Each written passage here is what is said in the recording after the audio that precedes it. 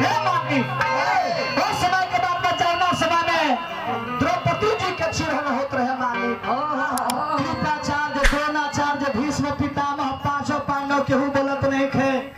जब चिर दुशासन हिचे लागल द्रौपदी जी कहली कि कन्हैया रउआ राज ना बचाई दुनिया में बचाए वाला केहू हे मालिक आई तब हे आग के सारी बढ़ोले बारे विद्वान कहले कि सारी है कि नारी है कि सारी है सारी पीछे नारी है कि नारी पीछे के खाली माई पर उल्टा सीधा जाने एगो इनकर गांव के एगो बड़ी पुरानी काका बा कि अरे हे नटवर की कि अरे हे नटवर की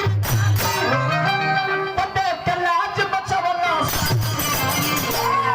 अरे द्रौपदी नारी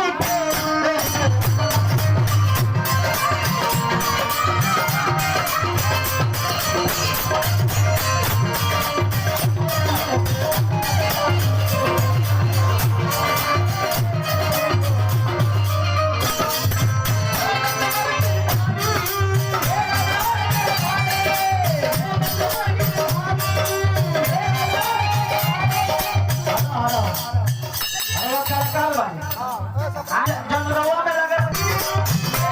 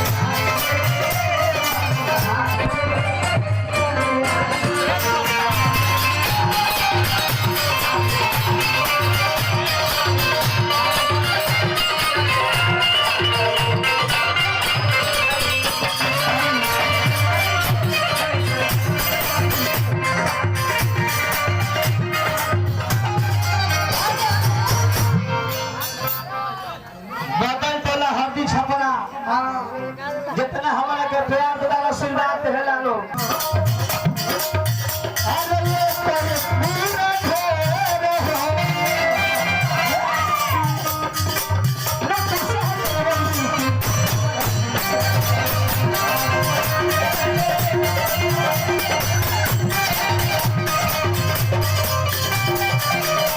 चाचा समय पर क्रोध करे के चाहे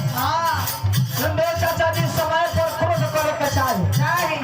समय पर क्रोध ना करे भीष्म पितामह जी तो बाण सैया पर सुते के पड़ रहे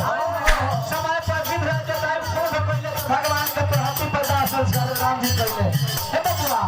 घर को सावधान हो